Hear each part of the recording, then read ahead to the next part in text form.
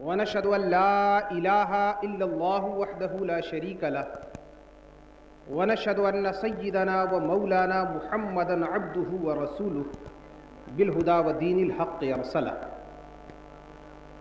أما بعد فأعوذ بالله من الشيطان الرجيم. بسم الله الرحمن الرحيم.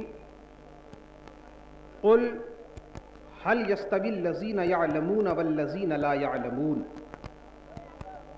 صدق الله مولانا العلي العظيم وصدق رسوله النبي الكريم ونحن على ذلك لمن الشاهدين والشاكرين والحمد لله رب العالمين.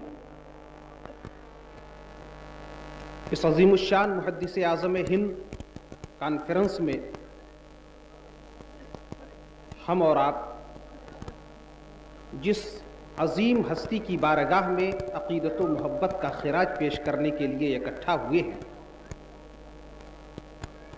وہ ذات گرامی یقیناً محتاج تعارف نہیں. ان کی زندگی کے اوراق کو جب ہم الٹتے ہیں اور ان کے شب و روز کو، ان کے لیل و نہار کو جب ہم دیکھتے ہیں اور ملت اسلامیہ کی قیادت کے سلسلے میں اپنی ذمہ داریوں کو نبھاتے ہوئے جب حضور محدث اعظم ہند ہمیں نظر آتے ہیں تو بے اختیار اقبال کا یہ شعر زباں پہ آ جاتا ہے: نگہ بلند سخن دل نواز جاں پرسوز. نگہ بلند سخن دل نواز جاں پرسوز، یہی ہے رخت سفر میرے کارواں کے لیے. میں حضور محدث اعظم ہند علیہ الرحمت والرضوان کے کارناموں کو اور ان کی زندگی کے جو ملت اسلامیہ کی خدمات میں لمحات بسر ہوئے ہیں، انہی 3 نقطۂ نگاہ سے دیکھنے کی کوشش کروں گا. آج کے اس دور میں قائد کہلانے والوں کی بھی کمی نہیں، اور قیادت کی اونچی کرسی تک پہنچنے کے لیے صحیح اور غلط راستے اپنانے والوں کی بھی کمی نہیں. آج ملت اسلامیہ جس بحران سے دوچار ہے اور جن جن نکات پر ہمیں اپنے آپ کو سنوارنے کی ضرورت ہے، آج کی موجودہ قیادت اس سے بے بس نظر آتی ہے. اس لیے میں تو یہ سمجھتا ہوں کہ ضرورت تھی اس بات کی کہ مدھیہ پردیش جیسے مرکزی صوبے سے اور مدھیہ پردیش کے اس عظیم الشان شہر سے جسے جبل پور کہا جاتا ہے، حضور محدث اعظم ہند کی مرکزی حیثیت کو واضح کیا جائے. اور آج سے برسوں پیشتر انہوں نے ایک جبل شامخ کا جو کردار پیش کیا تھا اس کو ملت اسلامیہ کے سامنے پیش کیا جائے. اس لیے کہ آج ہماری قیادت بک رہی ہے، آج اونچے ایوان متزلزل ہوتے ہوئے نظر آ رہے ہیں. آج کی اس دور میں جب ذہن و ضمیر کا سودا کیا جا رہا ہے، ایسی قیادت کی ضرورت ہے جو محدث اعظم ہند نے دی تھی، اور ایسی وفاداری کی ضرورت ہے جو محدث اعظم ہند نے اپنے کردار سے پیش کیا تھا. میں جب اسٹیشن پہ آیا تو مجھے پتا چلا کہ انتظامیہ مضطرب ہے کہ محدث اعظم ہند کی اس کانفرنس میں کہیں دیش کے خلاف تو کوئی پروگرام بنایا نہیں جا رہا ہے، لیکن میں بتلا دوں کہ اس محدث اعظم ہند کی بارگاہ میں عقیدت و محبت کا خراج پیش کرنے والے دیوانوں کا مجمع اکٹھا ہوا ہے جو بھارت کو توڑنے والا نہیں تھا، بھارت کو جوڑنے والا تھا. اور بھارت کا ایسا وفادار تھا، ایسا بھارت کا وفادار تھا کہ آج تو فاسسٹ عناصر کہتے ہیں کہ پاکستان جاؤ، مگر کل پاکستان کا وزیر اعظم محدث اعظم ہند کو بلا رہا تھا کہ آؤ میں تمہیں اسلامی کونسل کی چیئرمین شپ پیش کر رہا ہوں. لیکن محدث اعظم نے فرمایا میں خواجہ کا ہندوستان چھوڑ کے نہیں جا سکتا. جو اپنے خواجہ کے ہندوستان کا اتنا وفادار رہا ہو، اس کی کانفرنس اور استعراض، وہ تو سکون و اطمینان کی دولت اگر ملے گی بھارت کو تو محدث اعظم ہند جیسے ریفارمروں کی بارگاہ سے ملے گی. اور اگر لیڈر کا لفظ اتنا بدنام نہ ہو گیا ہوتا تو میں کہتا کہ قوم کا حقیقی لیڈر تھے حضور محدث اعظم ہند علیہ السلام. اس لیے آئیے ہم دیکھیں اس نقطۂ نظر سے نہ دیکھیں بلکہ اس نقطۂ نظر سے دیکھیں کہ محدث اعظم ہند کے دل کی دھڑکنوں کی کیا پکار تھی. محدث اعظم ہند اپنے کردار و عمل سے ہمیں کیا درس دے رہے تھے. محدث اعظم ہند کے چھوچھا میں جنم لیتے ہیں. خانوادہ اشرفیہ کا یہ چشم و چراغ یوں ہی جولان گاہ حیات میں قدم نہیں رکھتا بلکہ اس کو علم ظاہر سے بھی سنوارا جاتا ہے اور علم باطن سے بھی سنوارا جاتا ہے. اور علم باطن تو انہی کے گھر کی میراث ہے. علم باطن تو انہی کے گھر کی میراث ہے. حضور محدث اعظم ہند سپرد کیے جاتے ہیں. آج لوگ حیرت میں ہیں. اگر ہماری جماعت کا کوئی آدمی کہتا ہے کہ حضور محدث اعظم ہند کی بارگاہ عظمت کی طرف نگاہ اٹھا کر کے دیکھو کہیں تمہاری ٹوپیاں نہ گر جائیں، تو لوگ کہتے ہیں کہیں یہ مبالغہ تو نہیں، افسانہ تو نہیں. میں کہتا ہوں یہ محدث اعظم ہند ایسی نگاہوں کے پروردہ اور نظر کردہ تھے کہ جن کے بارے میں دنیا علم ظاہر میں بھی لوہا مانتی ہے، علم باطن میں بھی لوہا مانتی ہے. حضور محدث اعظم ہند سپرد کیے جا رہے ہیں. علم ظاہر کی حیثیت سے ان کو صیقل کرنے کے لیے مجدد اعظم کی بارگاہ میں پیش کیا جاتا ہے. امام احمد رضا فاضل بریلوی کی بارگاہ میں انہیں سپرد کیا جاتا ہے. فتویٰ نویسی حضور محدث اعظم ہند بارگاہ امام احمد رضا سے سیکھتے ہیں.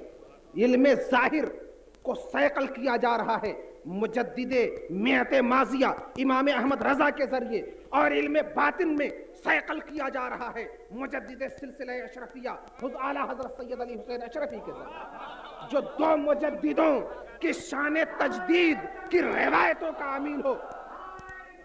جو دو مجددوں کی شان تجدید کی روایتوں کا امین ہو، وہ ایک عام عالم نہیں ہو سکتا ہے. وہ اگر دنیا والوں کے سامنے آئے گا تو دنیا کو عقیدت و احترام میں مجبور ہو کر محدث اعظم ہند ہی کہنا پڑے گا.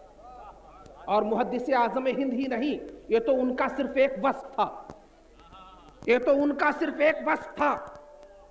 مفسر اعظم بھی تھے، محدث اعظم بھی تھے، مفتی اعظم بھی تھے، فقیہ اعظم بھی تھے، اور ساتھ ہی ساتھ علم ظاہر کے جہاں شناور تھے، علم باطن پہ بھی ان کی گہری نگاہ تھی. اور حضور محدث اعظم ہند نے دونوں انداز سے علم ظاہر کا جو سبق دیا، علم باطن کا جو سبق دیا، آج دارالعلوم اہل سنت جبل پور کے زیر اہتمام اور خانقاہ اشرفیہ جبل پور کے زیر اہتمام یہ کل ہند محدث اعظم ہند کانفرنس میں شریک ہو کر مجھے بے پایا مسرت ہوئی کہ علم ظاہر بھی یہاں نظر آ رہا ہے، علم ظاہر کا بھی سینٹر نظر آ رہا ہے، علم باطن کا بھی سینٹر نظر آ رہا ہے. اور قرآن کریم نے اور اس آیت کریمہ میں پروردگار عالم نے اسی نظریے کو واضح کرنے کے لیے اور مسلمانوں کے ذہن و دماغ میں علم کی اہمیت کو بٹھانے کے لیے رسول کی زبان سے فرمایا جا رہا ہے، قُلْ هَلْ يَسْتَوِي الَّذِينَ يَعْلَمُونَ وَالَّذِينَ يَعْلَمُونَ. اے رسول آپ کہہ دیجئے کہ کیا وہ لوگ جو علم رکھتے ہیں ان لوگوں کے برابر ہو جائیں گے جو علم نہیں رکھتے؟ جو علم نہیں رکھتے ان لوگوں کے برابر ہو جائیں گے جن کے پاس علم ہے. معلوم ہوا کہ آج اگر کوئی دعویٰ اس بات کا کرے کہ میں محدث اعظم کے برابر ہو جاؤں گا تو اس کا دعویٰ غلط ہے. کوئی بے علم اس بات کا دعویٰ کرے کہ میں مفسر اعظم کے برابر ہو جاؤں گا، اس فقیہ اعظم کے برابر ہو جاؤں گا، تو اس کا دعویٰ غلط ہوگا. ذرا تصور تو کرو کہ اگر آج کوئی کھڑا ہو کر کے یہ کہہ دے کہ میں رسول اعظم کے برابر ہو جاؤں گا تو اس کی کتنی بڑی بے بصیرتی.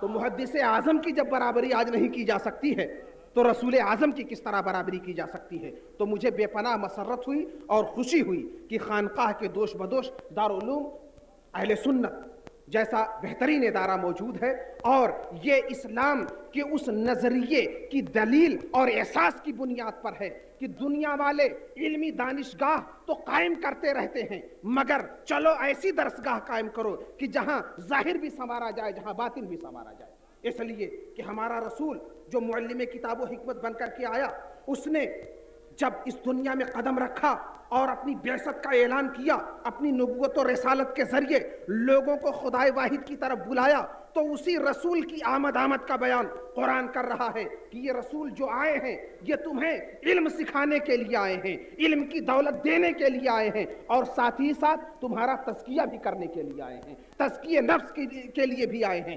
اسی لیے دارالعلوموں کے دوش بدوش آج خانقاہوں کی ضرورت اسی لیے ہے۔ علماء اور خطبہ اور واعظین کی بھیڑ کے باوجود ہم شیخ الاسلام اور پیران طریقت جیسے لوگوں کی بارگاہ میں اسی لیے حاضر ہوتے ہیں کہ علم اسی وقت سود مند ہو سکتا ہے جب تزکیہ نفس کے ساتھ علم کو اپنایا جائے، اور اگر تزکیہ نفس نہیں ہے تو علم کچھ بھی فائدہ نہیں دے سکتا ہے۔ اور اسی علم کے بارے میں حضرت سیدنا محی الدین ابن عربی رحمۃ اللہ تعالی علیہ نے فرمایا ہے، العلم حجاب اکبر، علم بہت بڑا حجاب ہے، اور اس حجاب کو، وہ علم جو حجاب لاتا ہے، اس کے مناظر اور مظاہر ہم اپنے گرد و پیش بھی دیکھ سکتے ہیں۔ اسی جبل پور میں آپ دیکھ سکتے ہیں، مدھیہ پردیش میں دیکھ سکتے ہیں، بھارت میں دیکھ سکتے ہیں کہ دانشگاہیں موجود ہیں، علم کے مراکز موجود ہیں، یونیورسٹیاں موجود ہیں، لیکن جب ہم اخبار اٹھا کر کے دیکھتے ہیں تو ہمیں یہ نظر آتا ہے کہ چوری کرنے والا یونیورسٹی کا طالب علم ہی ہے، ڈاکہ ڈالنے والا یونیورسٹی کا طالب علم ہے، اغوا کرنے والا یونیورسٹی کا اسٹوڈنٹ ہے اور کالج کا طالب علم ہے۔ برائیوں میں گرفتار علمی مراکز سے طلبہ اور اسٹوڈنٹ برائیوں کے شکار نظر آتے ہیں۔ ضرورت کیا تھی دارالعلوم اہل سنت کی؟ ضرورت کیا تھی خانقاہ اشرفیہ کی؟ اس لیے ضرورت تھی کہ وہ اور علم ہوتا ہے اور وہ اور علمی مراکز کہلائے جاتے ہیں جو اغوا کار پیدا کرتے ہیں، جو ڈاکہ زن پیدا کرتے ہیں، جو راہ زن پیدا کیا کرتے ہیں، جو چور اور ڈاکو پیدا کیا کرتے ہیں۔ یہ درسگاہ ایسی درسگاہ ہے کہ یہاں پہلے تزکیہ نفس کیا جائے گا، پھر علم دیا جائے گا، یہاں پہلے روح کو سنوارا جائے گا، پھر علم دیا جائے گا۔ اس لیے کہ علم ایک انرجی ہے، علم ایک طاقت ہے، اور توانائی کا صحیح بھی استعمال ہو سکتا ہے، غلط بھی استعمال ہو سکتا ہے۔